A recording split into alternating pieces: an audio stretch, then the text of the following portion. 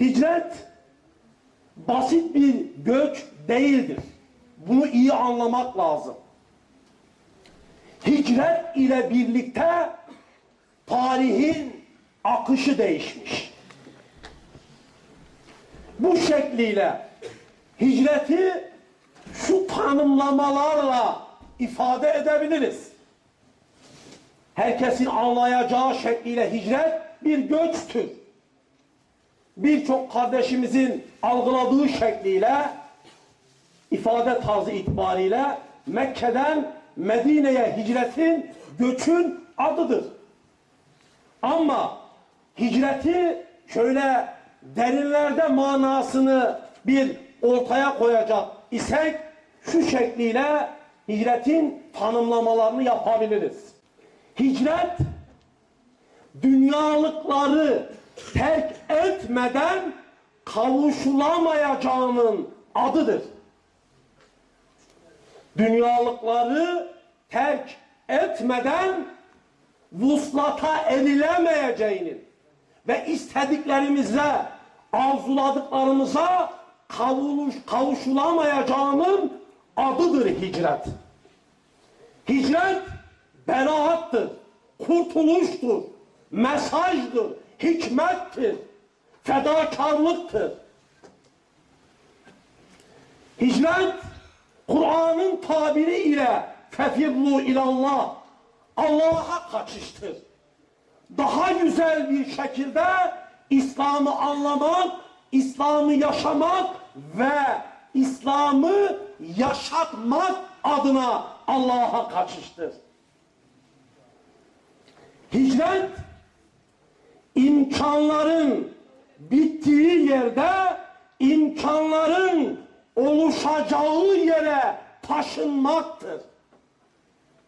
İmkanların, olanakların bittiği yerde olanakların üreyeceği ve ortaya çıkarılacağı yer ve mekana taşınmanın adıdır hicret.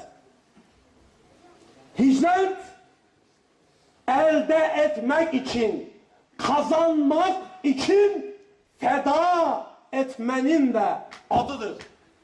Şöyle Resulullah sallallahu aleyhi ve sellemi ve onun şahsında sahabelerin neleri geride bırakarak hicret ettiğini düşündüğümüz zaman elde etmek için nelerden vazgeçmenin, feragat etmenin ve neleri de feda etmenin ne manaya geldiğini bu şekliyle daha iyi anlıyoruz değerli kardeşlerim. Ve yine hicret düşmanla, hasımla sınanmaktır, imtihan olmaktır. Canım, malım, her şeyim sana feda olsun ya Resulallah anlayışını ortaya koymak mümkün mü?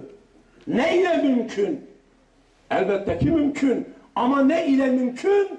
Birçok haklardan feragat ile mümkün. Hani dedik ya, elde etmek için feda etmek, itaat etmek, teslimiyet göstermek ve feda etmek anlamlarını da içerir bu manada. Haliyle düşmanla sınanmanın da adıdır hicret. Çünkü canından vazgeçiyorsun, malından ve birçok sevdiğin şeylerden vazgeçmek ve feragat etmek zorunda ve değişmiştir. Hazreti Lut öyle diyor. Ben de Rabbime hicret ediyorum demişti. Ben de Rabbime hicret ediyorum demişti. Ve yine Hazreti Yusuf kölelikten sultanlığa hicretle diyebiliriz. O da Allah'ın ayrı bir lütfudur. Hazreti Yakup'un hicreti malumunuz çekilen zahmet, çekilen çile, çekilen sıkıntılar, bela ve musibetler ama gerçekten güzeli elde etmek için birçok şeye fedakarlık Mısır umuda açılan kapı olmuştur.